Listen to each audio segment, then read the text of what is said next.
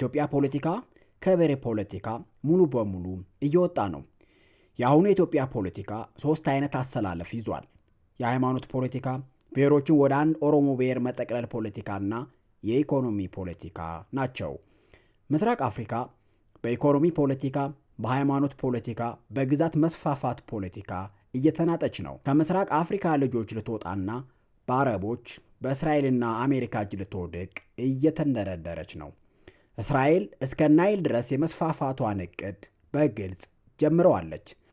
ሳውዲና ኤሜሬት ደግሞ ሱዳንን ለሁለት ተከፋፍሏት በቀሎና ድንች እያመረቱ ህዝቦቿንም እርስ በርስ አጫርሰው ሲያበቁ ጠቅልለው ለመውረስ እየሰሩ ነው። ያው ነዳጅና ትላልቅ ፎቅ መገንባት የኢኮኖሚ ዋስትና መሆኑ እየቀረ መሆኑን ተረድተዋልና ሳውዲ ኤርትራን፣ ኤሜሬት ኢትዮጵያን በእጃዙር እየገቡና እየተቀራመቷቸው ይገኛሉ። ጥቅማቸውን ለማስቀጠል እነዚህ ሀገራት በቀጥታ ለአብይ አህመድ መንግስት ብዙ ድጋፍ እያደረጉ ራዲካል ሙስሊሞችን እያደራጁ ከመንግስት ጎን ለማድረግ እየሰሩ ነው።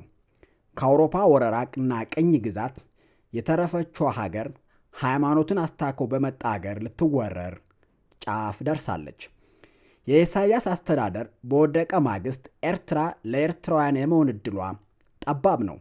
በኤሜሬት ወይም በእስራኤል እጅ የመውደቋ እድል ሰፊ ይሆናል። የሚያጋድለው ግን ወደ እስራኤልና አሜሪካ ነው። ያም ሆነ ይህ ለአማራ ህዝብ ዞት የሚመጣ ከባድ ጣጣ አለ።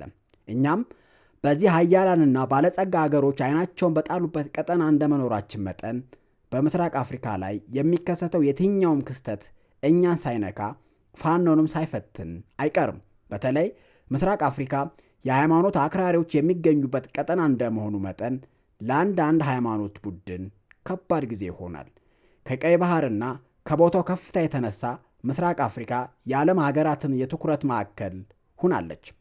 በዚህ ቀጠና የምንንቀሳቀስ ኃይል እንደ መሆናችን መጠን ቀጠናው ላይ አንዱ ተዋናይ መሆን አለብን።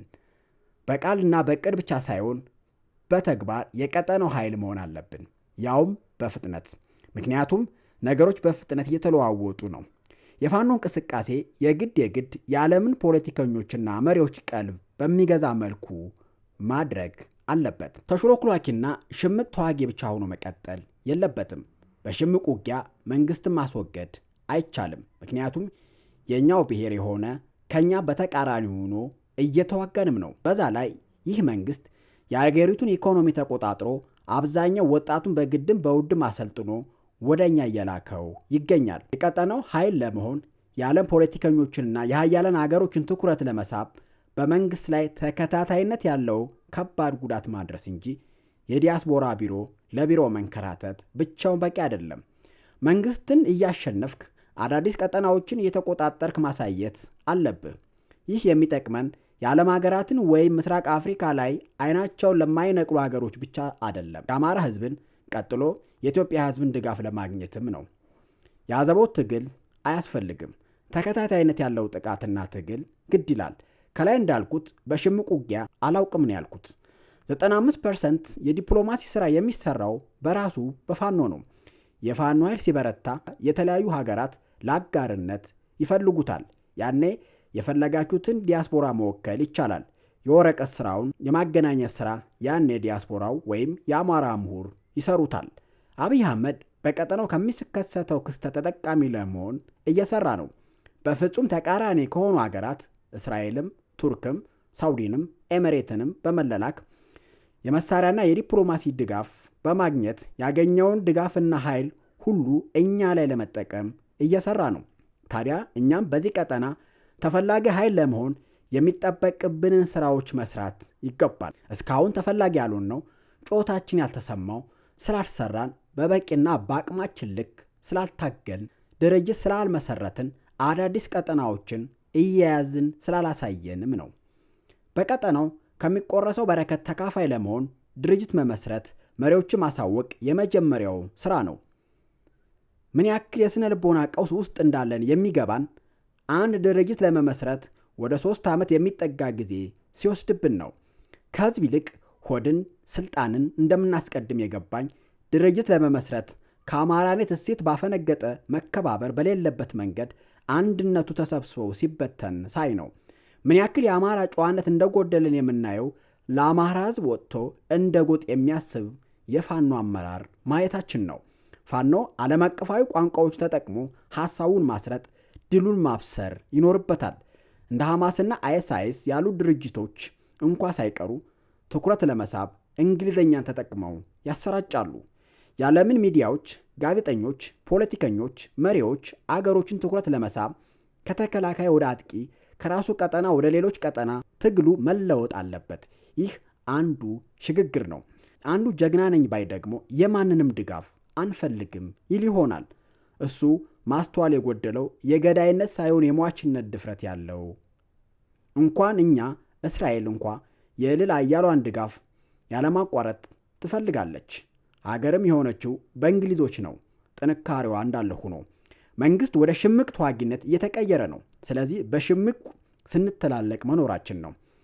ይህን ሽምቅ ውጊያ ከክልላችን ማውጣት አለብን። የምናወጣው ደግሞ ክልሉ ከተቆጣጠርን በኋላ አይደለም። እሱ ብዙ መስዋዕትነት ያስከፍላል። ማውጣት ያለብን አሁን ነው። ሽምቅ ውጊያችንን ይዘን ስንወጣ ክልሉ ነፃ ይሆናል። አሸባሪ የሚባሉት እንኳ በእነሱ ቀጠና ጦርነት አያደርጉም። ህዝባቸውን እንደሚጎዳ ለእነሱ ሞት መሆኑን ያውቃሉ። በያዙት ቀጠና ይመክራሉ፣ ያሰላሉ፣ ጠላት ቀጠና ሄደው ያጠቃሉ። ትግል ይህ ነው። ፋኖ በአሁኑ ወቅት ያለውን የህዝብ ተቀባይነት ወደ ተቋማዊ ኃይል መለወጥ ይኖርበታል። ፋኖ ከፍተኛ ኃይል አለው፣ ግን ይህንን ኃይሉ እንዳያወጣና እንዳይጠቀም በአንዳንድ የፋኖ አመራሮች እግረ ከወርች ታስሮ ኃይሉም እየጠፋ ይገኛል። ቢመረንም እንዋጠው። በአንዳንድ የፋኖ አመራሮች እንዝላልነት፣ ጎጠኝነት፣ ፍቅርና እውቀት ማነስ በህዝብ ሀብትና በፋኖች መስዋዕትን የተገነባው ኃይሉን እያጣ እንደሆነ እያየን ነው። በአንዳንድ የፋኖ አመራሮች ችልተኝነት ያንን ሁሉ የህዝብ ድጋፍ እያጣን እንገኛለን። ይህንን የሚገርም ህዝብና ሀብት ይዞ አለመጠቀም ያሳዝናል፣ ያሳፍራልም። ሌላው የፋኖ ትልቁ ድክመት የተማከለ የፖለቲካ አመራር አለመኖሩ ነው። የፖለቲካ ውሳኔዎችን የሚያስተላልፍ ከምሁራን፣ ከሀገር ሽማግሌዎችና ከዲያስፖራ የተውጣጣ የበላይ የፖለቲካ ምክር ቤት መመስረት ግድ ይላል። ዓለም አቀፉ ማህበረሰብ፣ አሜሪካ፣ አውሮፓ ህብረትና የጎረቤት ሀገራት የሚፈልጉት በኢትዮጵያ ውስጥ ሊተነበይ የሚችልና የተረጋጋ ኃይል ነው። ፋኖ ከሚያሳየው ወጥ ያልሆነ አቋምና ተከታታይነት የሌለው ጥቃት አንጻር በእነዚህ አያላን ሀገራት ትኩረት ተነፍጎታል። የሚተማመኑበትም ኃይል አልሆን ብሏል።